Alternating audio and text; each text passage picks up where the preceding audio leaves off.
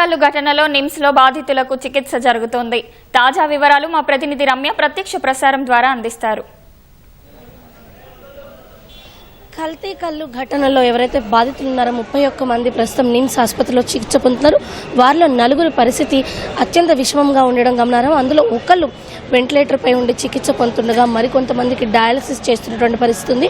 అయితే కల్తీ కల్లు ఘటన ఏదైతే ఉందో ఈ ఘటనలో చూసినట్లయితే కనుక మొత్తం 31 మంది ప్రస్తుతం నిమ్స్లో చికిత్స పొందుతుండగా మరో 6 ఇతర ప్రైవేట్ ఆసుపత్రుల్లో సైతం చికిత్స పొందినట్టు ప్రభుత్వం అధికారికంగా ప్రకటించింది. అయితే ఈ సంఖ్య మరింత పెరిగే అవకాశం కూడా తెలుస్తుంది. ఎందుకంటే ఆదివారం నుంచి కూడా కల్లు కాంపౌండ్లో ఎవరు ఏదైతే గుర్తించిన 5 కాంపౌండ్లు ఉన్నాయి, ఈ 5 కాంపౌండ్లో ఎవరెవరు మధ్య కళ్ళు సేవించారు, వాళ్ళ ఆరోగ్య పరిస్థితి ఎలా ఉంది అన్న దానికి సంబంధించి వారంతా కూడా వైద్య ఆరోగ్య శాఖ అధికారులు అదేవిధంగా ఎక్సైజ్ అధికారులు సంయుక్తంగా ఈ యొక్క సర్వే అయితే నిర్వహిస్తున్నారు. ఆ డేటాను సైతం సేకరిస్తున్నారు.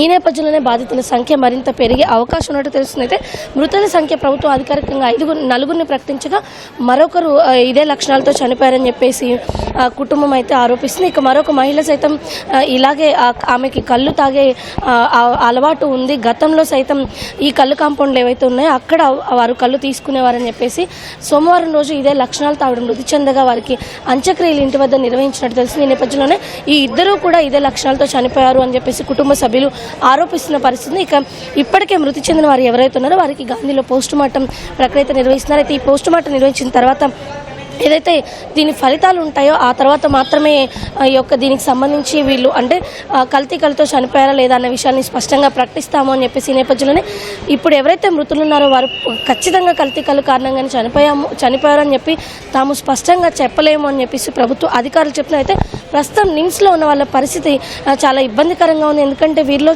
అత్యధిక శాతం మందికి క్రియాటినిన్ లెవెల్స్ ఎక్కువ అవడం గమనార్హం. కళ్ళులో ఆల్ఫాజోలం లాంటి ఇటువంటి పదార్థాలు రసాయన పదార్థాలు కలపడం ద్వారా ఎక్కువగా మత్తు వచ్చే అవకాశం ఉంటుంది. ఇలాంటి పదార్థాలు ఏదైతే ఈ కళ్ళు కాంపౌండ్లు 5 కళ్ళు కాంపౌండ్లు ఉన్నాయో వాటిలో కలిపినట్టుగా కూడా తెలుస్తోంది. ఈ నేపథ్యంలోనే వారికి ఈ కల్తీ కళ్ళును తీసుకోవడం ద్వారా క్రియాటినిన్ లెవెల్స్ పెరిగినట్టుగా సమాచారం.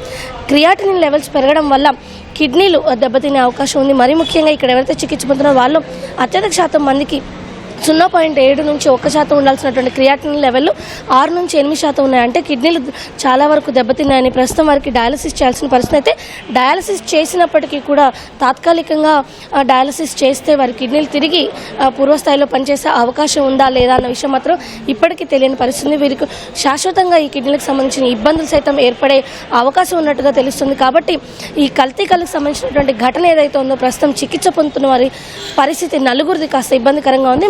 మిగతా వారందరూ కూడా సాధారణంగా ఉన్నట్టు తెలుస్తుంది. ఇతర ఆసుపత్రుల్లో చికిత్స పొందినటువంటి 6 ఎవరైతే ఉన్నారో వారికి కూడా మెరుగైన చికిత్సలు అందించాలని ప్రభుత్వం ఆదేశాలు జారీ చేసింది. O2 studio.